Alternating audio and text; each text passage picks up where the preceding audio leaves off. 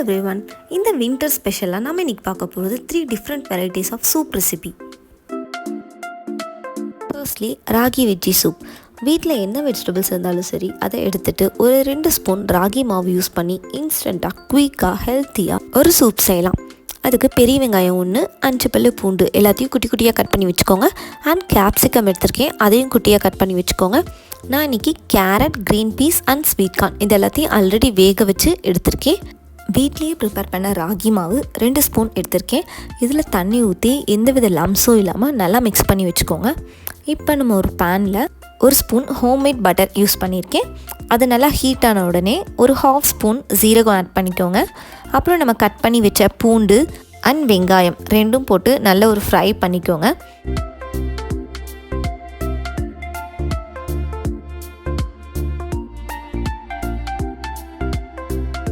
நான் இன்றைக்கி carrot, green peas and sweet corn இது எல்லாமே ஆல்ரெடி வேக வச்சு எடுத்து வச்சுருக்கேன். ஸோ அது கூட நம்ம கட் பண்ணி வச்ச கேப்சிகம் இந்த வெஜிடபிள்ஸ் எல்லாத்தையுமே போட்டு நல்லா மிக்ஸ் பண்ணிக்கலாம். வெஜிடபிள்ஸ்க்கு தேவையான சால்ட் ஆட் பண்ணிக்கலாம். நான் இன்றைக்கி பிங்க் சால்ட் தான் யூஸ் பண்ணுறேன். நம்மளோட டெய்லி லைஃப்பில் ரொம்ப அதிகமாக யூஸ் பண்ணுற ஒரு பொருள் பார்த்திங்கன்னா சால்ட். ஸோ அதை கொஞ்சம் ஹெல்த்தியாக யூஸ் பண்ணலாமே அப்படின்னு சொல்லிட்டு நாங்கள் பிங்க் சால்ட் தான் யூஸ் பண்ணுறோம். அண்ட் இதோட பெப்பர் ஆட் பண்ணிக்கலாம். நெக்ஸ்ட் நம்ம ப்ரிப்பேர் பண்ணி வச்சுருந்த ராகி மிக்ஸ் எடுத்து ஆட் பண்ணிக்கோங்க. ஆட் பண்ணிவிட்டு ஒரு மிக்ஸ் கொடுத்துட்டு இதுக்கு தேவையான வாட்டர் ஆட் பண்ணிக்கலாம். இது உடனே கெட்டி ஆகிடும். ஸோ தேவையான அளவுக்கு வாட்டர் ஆட் பண்ணிவிட்டு நல்லா போட்டு மிக்ஸ் பண்ணிகிட்டே இருந்தோம்னா அது நல்லா வெந்துடும். ராகியோட கலர் சேஞ்ச் ஆகி அதோட ஸ்மெல் நல்லாவே வரும். ஸோ அந்த ஸ்டேஜில் ஆஃப் பண்ணிடலாம். நம்ம சூப் இப்போ ரெடி ஆகிடுச்சு. லைட்டாக கொரியாண்டர் லீவ்ஸ் ஆட் பண்ணி அப்படியே சேவ் பண்ணலாம். வெஜிடபிள்ஸ் ப்ளஸ் ராகி இருக்கனால ஸ்டொமக் ஃபில்லிங்காக இருக்கும். ஸோ பிரேக்ஃபாஸ்ட் டின்னருக்கு இந்த மாதிரி சிம்பிளாக செஞ்சு சாப்பிடுங்க.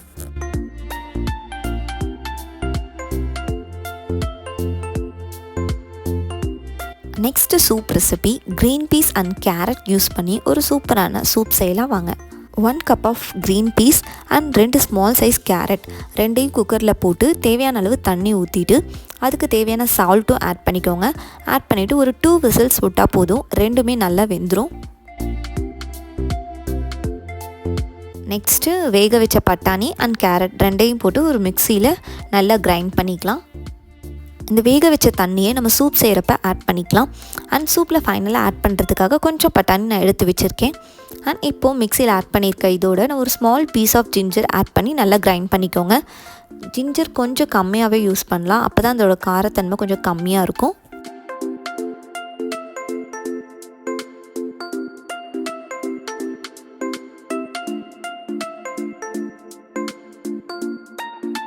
இப்போ சூப் செய்ய ஸ்டார்ட் பண்ணலாம். ஒரு பேனில் ஹோம்மேட் பட்டர் நான் எடுத்திருக்கேன்.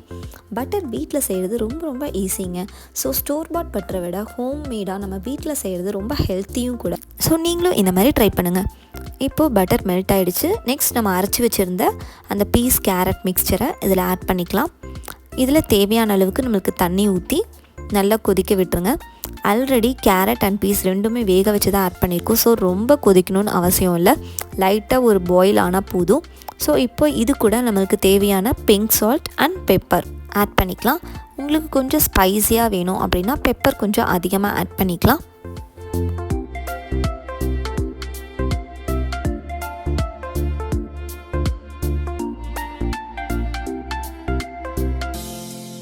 நல்லா பாயில் ஆகி அதோட ஸ்மெல் நல்லா வரும்போது நம்மளுக்கு சூப் ரெடி ஆயிடுச்சுன்னு அர்த்தம்.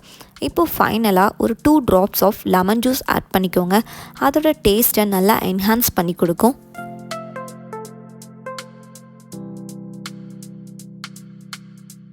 லாஸ்ட்டாக நம்ம தனியாக எடுத்து வச்சுருந்த பட்டாணியை இது கூட ஆட் பண்ணி ஒரு மிக்ஸ் கொடுத்து சேவ் பண்ணிக்கலாம். மோஸ்ட்லி நம்ம பட்டாணி வச்சு கிரேவி மட்டும்தான் செய்வோம். பட் இந்த மாதிரி டிஃப்ரெண்ட்டாக ஒரு சூப் செஞ்சு சாப்பிட்டு பாருங்கள். Really it's so nice and ஹெல்த்தியாகவும் இருக்கும்.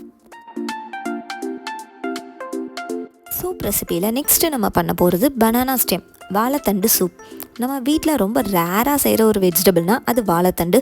ஸோ அதை யூஸ் பண்ணி நம்ம ஒரு சூப் செய்யலாம். ஃபர்ஸ்ட் ஒரு குக்கரில் கோகோனட் ஆயில் யூஸ் பண்ணியிருக்கேன்.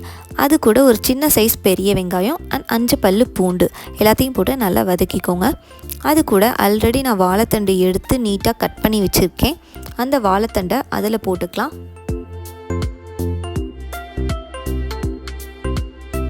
இது கூட ஒரு 2 டேபிள் ஸ்பூன் பாசிப்பருப்பு நல்லா க்ளீன் பண்ணிவிட்டு இது கூட ஆட் பண்ணியிருக்கேன்.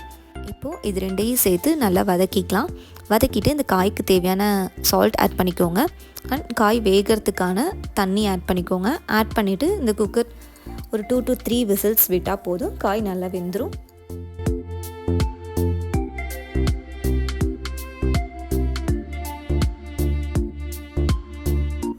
இப்போது நல்லா வெந்திருக்கும் காய். இப்போது இதை ஒரு பிளேட்க்கு ட்ரான்ஸ்ஃபர் பண்ணி நல்லா ஆற விடுங்க. அதுக்கப்புறமா ஒரு மிக்ஸி ஜாரில் போட்டு நல்லா கிரைண்ட் பண்ணி எடுத்துக்கலாம். நெக்ஸ்ட்டு சூப் ரெடி பண்ணுறதுக்கு ஒரு பேனில் ஒரு 1 spoon of coconut oil add பண்ணியிருக்கேன். அது கூட நம்ம மிக்சியில் கிரைண்ட் பண்ணி வச்ச அந்த வாழைத்தண்டு அண்ட் பாசிப்பருப்பு 2 மிக்ஸ்சரையும் ஆட் பண்ணி இது கூட தேவையான அளவு தண்ணி ஆட் பண்ணிக்கலாம்.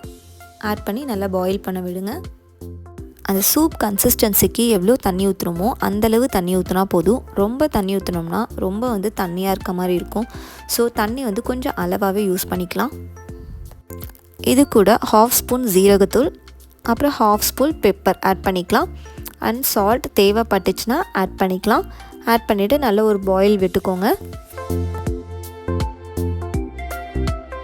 ஆல்ரெடி குக்கரில் விசில் விட்டுருக்கனால வாழைத்தண்டு நல்லா வெந்திருக்கும். ஸோ 2 to 3 minutes பாயில் பண்ணால் போதும், நம்மளுக்கு சூப் ரெடி ஆகிடும். இது கூட ஃபைனலாக கொஞ்சம் கொரியாண்டர் லீவ்ஸ் ஆட் பண்ணி நம்ம அப்படியே சேவ் பண்ணலாம்.